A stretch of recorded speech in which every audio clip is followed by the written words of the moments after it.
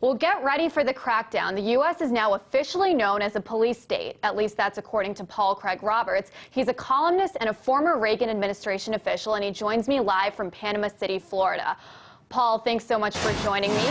So you've said that U.S. President Obama is continuing Bush-era policies and that the United States is essentially a police state. Can you elaborate on that, please? Well, yes.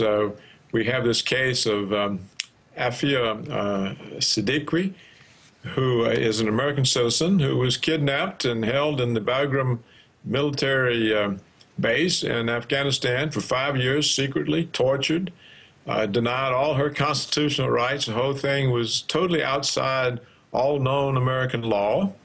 And now we've had the Dennis Blair, the head of national intelligence, announce that the United States government has a list of Americans that it will assassinate abroad.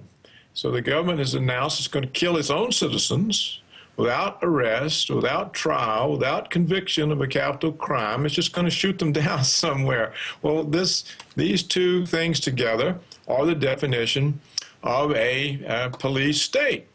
And we have a number of constitutional scholars in our most distinguished law schools who have said that these proposals not only are totally illegal under American law, but constitute war crimes under the Geneva Conventions. And how else would you define a police state?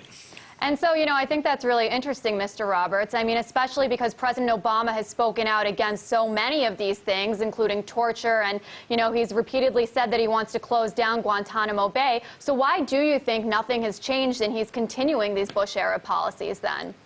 That's a very good question. There's no difference so far between his administration and the Bush-Cheney regime.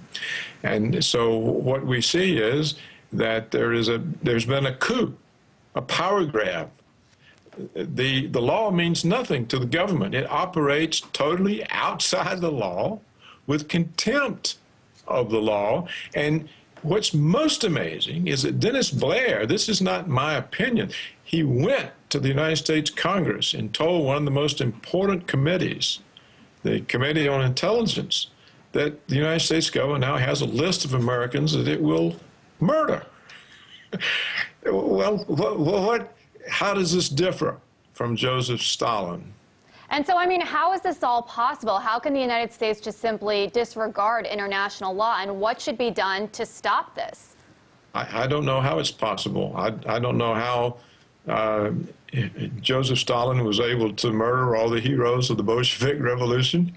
I don't know how Hitler was able to take over Germany and completely flush the law, but that's what's happening here. And we have these statements from these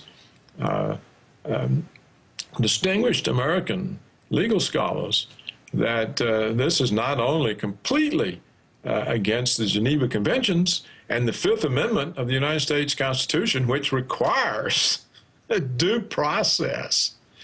But if you announce you're just going to murder people, there's no due process. And so I don't know what's going on. I don't understand how this happens or why the American people are so insouciant and inattentive. They just sit and take it. I don't understand why the Congress, when they were told this, didn't order this guy's arrest. I mean, we have a criminal, the head of national intelligence, who comes to the Congress and says we're going to murder American citizens. Nothing happens. Well, Mr. Roberts, I want to thank you so much. You're clearly very passionate about this. According to Mr. Roberts, the United States turning into a police state.